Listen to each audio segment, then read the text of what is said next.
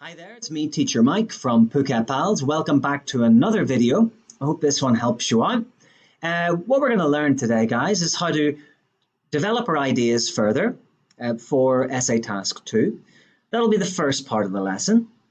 Second part of the lesson, I'm going to show you how to develop ideas and give examples in your body paragraphs. So, what you'll see here on the left are question words why, where, and how. Okay, these are 3 question words, and what we're going to do is use these in direct relation to this Essay Task 2 question here, and then we're going to generate ideas with these question words. Let's have a look at how it's done. Levels of youth crime are increasing rapidly in most cities around the world. What are the reasons for this, and suggest some solutions? Levels of youth crime are increasing rapidly in most cities around the world. What are the reasons for this, and suggest some solutions? So if we take the question word why here, why are levels of youth crime increasing rapidly in most cities around the world? Well, the most obvious ones are that drugs and alcohol, the consumption of these is rising in many places. So, when people are addicted to drugs like heroin, crack cocaine, or whatever, very often they live very antisocial lives kind of outside let's say, the periphery of mainstream culture. Very often they don't have jobs, and as a result, they have to turn to crime. It could be it depends. They could turn to robbery. They could turn to selling drugs themselves to fund their habit, many things. Same with not so much with alcohol, but alcohol can definitely lead to crime issues too. Poverty is the second one I would focus on here. Poverty also contributes massively to youth crime. Kids who are born into poverty are much more likely to engage in crime than those who are not. There are many reasons for this, too many for this video, but poverty is a causal factor for sure. Some other ideas that could work here, maybe disillusionment with politics might lead to youth crime. So disillusionment means that people or kids don't feel part of the system. They don't feel part of the political system. They feel that it's not working for them. They feel that they don't have a voice. They can't change anything, that the future doesn't exist for them. And as a result of that, they may think that there's no point in behaving well or obeying the law, and they might turn to crime. So if you're disillusioned with something, you think that something doesn't work, it's impossible for it to work, and you give up on it. Okay, so this might contribute to youth crime as well. Also, feelings of detachment caused by social media. We live in a social media saturated culture these days. Many people feel that they don't feel part of a kind of societal group. They feel that they're isolated on their Facebook page or in their Instagram feed. They're kind of interacting less with friends, interacting less with family. And as a result, this causes them to take a step back from normal social relations. This can create feelings of worthlessness. They may feel that life is pointless. They may, even have feelings that they can't go on. And again, this could lead to crime. People who feel they've got nothing to lose very often get involved in crime. So they're the why parts here. Where are these things happening? Well, I just picked two cities that I know, London and Bangkok. You could talk about London. There's definitely a disillusionment with politics at the moment with the Brexit situation. A lot of young people are very negative about the future. Bangkok, I mentioned this because there's a lot of drug and alcohol abuse in Bangkok.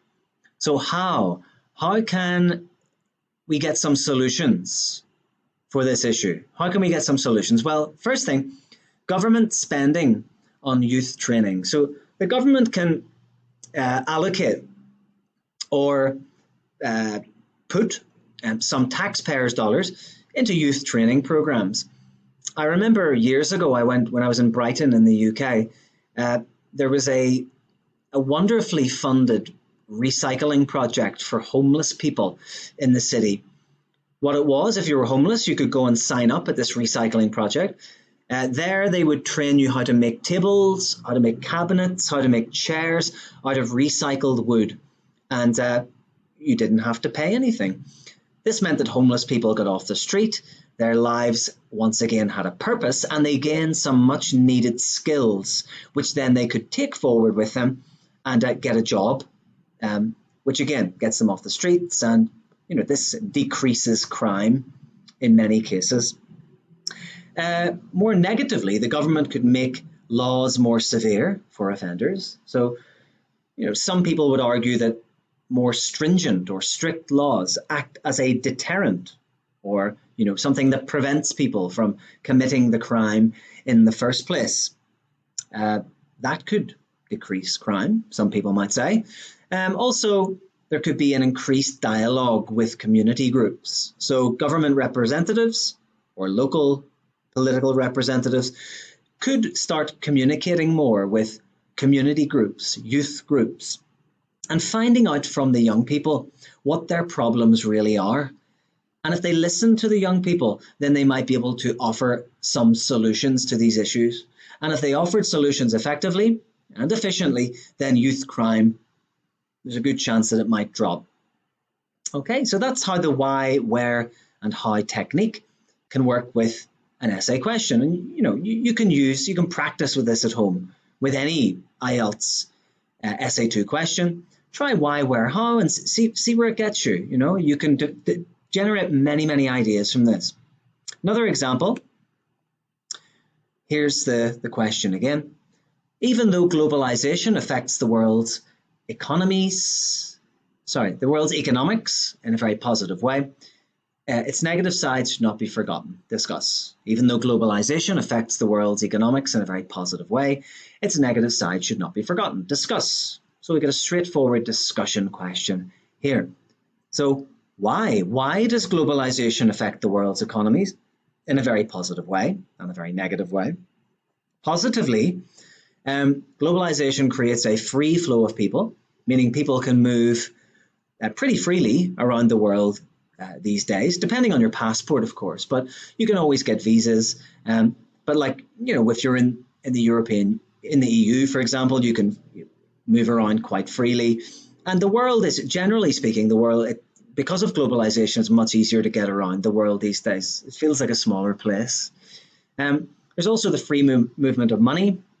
So it's much easier nowadays, because of globalization, to transfer money around the world across international borders and stuff like that. Also, free movement of resources. Okay, so resources are moving more freely around the world as well. As a result, this is helping economies grow around the world, and this in turn creates jobs and capital and money. Okay, so that's the positive effect of globalization on the world's economics. Of course, there are also negatives. The glaring one, the elephant in the room, in fact, is that the gap between rich and poor is widening under the process of globalization. If you look at America or the UK, the top 1% own the vast majority of the wealth in the country. So you have to ask yourself the question, is this right? Is this fair? Is this the way we want the world to be? And it's globalization that has exacerbated or made this situation worse. So that's a negative. Where are these things happening? Well, they're happening all over the world. But for the sake of this essay, I just picked a few developed world capital cities: London, Tokyo, New York. You could mention a few of those in your essay and talk about whatever city you know and has been affected by globalization. And when did all this happen? Arguably, it all started with Christopher Columbus. You could mention the year. You could mention a sentence in Columbus's trip, maybe in your introduction. It could be. You can also then talk about how the internet age that we find ourselves in, has accelerated globalization. It has pushed an accelerator pad or a button. It's kind of sped everything up. We now live in a kind of hyper-speed world in which people, money, and resources are just zipping around. They're flying around like a pinball in a pinball machine. And yeah, this is again making the process. The negatives and the positives are kind of, growing as a result of this. So that's about it. Again, that's how you use why, where, and when technique. This is again a pre-writing technique. You would use this before you actually before you write your real essay. It's good just to know a number of techniques for developing ideas in the pre-writing stage, because one technique works for one person and it doesn't work for the next. So you have to find what works for you. So just practice all the techniques I've taught in this course and let me know which one works for you. And I'm sure one of them will. So we'll move on. This is all about kind of giving examples to develop your ideas in your body paragraphs. Okay, so if you want to get a band 9 for your essay for task achievement, okay, then remember task achievement is 25% in the band descriptors. So 25% of your score for task 2 will be task achievement. What you have to do is present a fully developed position in answer to the question with relevant, fully extended and well supported ideas. Okay, so you have to develop your position and you have to give examples, or you have to use relevant, fully extended and supported ideas. Those ideas can be most generally our examples in there. And if you want to present your examples, this is what you do over here. Here's some different ways to do that. For example, this can be seen or this can be observed, or for example, comma, for instance, comma, to illustrate, or such as. And just be careful, don't use such as at the beginning of a sentence because it sounds a bit strange. Use such as in the middle of your sentences, okay? Keep the rest of these for the start of the sentence, okay? 1, 2, 3, and 4. These can be used at the start of sentences. Such as you can use in the middle of a sentence. And some students use like instead of such as. Just be careful with that because like is a little bit informal and this is a formal, it's a formal essay. You have to use formal language. Such as is much more formal than like, okay? Here's 2 examples just to show you how these work. Again, a rising number of teenagers today are addicted to social media. Let's develop that idea. For example, platforms such as Facebook, Instagram, and Snapchat use psychological stimuli to keep teens reaching for their devices every few minutes. These platforms pump up our egos, pull on our retrospective heartstrings, make us feel part of a larger community of friends, and fulfill our basic need for human interaction. To illustrate this, a study into Facebook addiction found that blah, blah, blah. Okay, so let's look at it in a bit more detail. We have our topic sentence here at the top, of which we want to develop. So we give a nice for example, and we give some real life examples. I encourage you all to use real world examples that most people know. Keep it simple, yeah? Use things like Facebook, Instagram, Snapchat, Coca-Cola, McDonald's, Apple. These things that are easy to talk about.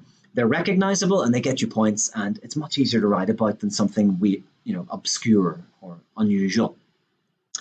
So we have the real world examples here, and we're saying that these platforms are using psychological stimuli to keep teens reaching for their device. So they're using psychological things that stimulate us in our mind, things that our mind finds very, very interesting or our mind relates to very freely and easily.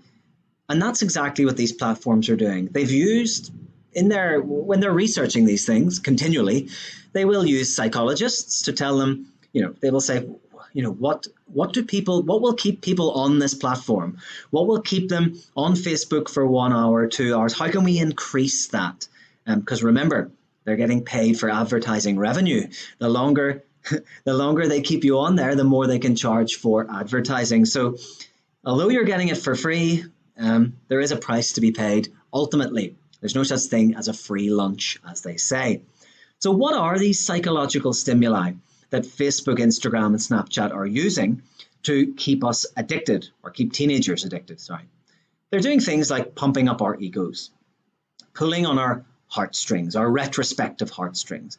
Retrospective just means as you look back at the past. If you pull on someone's heartstring, you're making them emotional.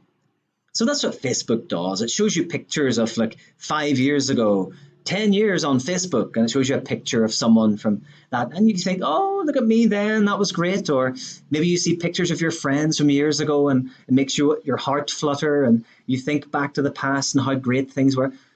Humans like this kind of stuff, okay? Facebook know that.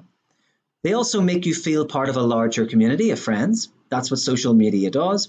Remember, we have evolved as a species, Homo sapiens, to live in groups, and we need to feel part of a group.